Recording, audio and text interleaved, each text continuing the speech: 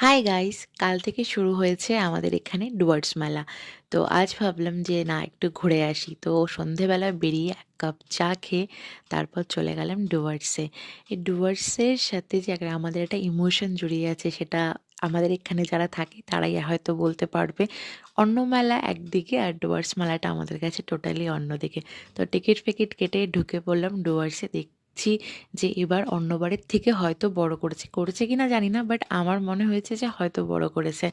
তারপর একেকটা নতুন, নতুন জিনিস দেখে আমার এত ভালো লেগেছে সেটা আমি বলে বোঝাতে পারব না। আর একটা কাউন্টার দেখে সবথেকে ভালো লেগেছে আমার, সেটা হলো এটা। এখানে দেখছি সবথেকে বেশি বাচ্চাদের ভিড়। এটা একটা রিল করে বা ভিডিও করে, এটা জানি। এটার নাম আমি জানি না। আর আমারও এখানে দাঁড়িয়ে ভিডিও করতে খুব ইচ্ছে করছিল।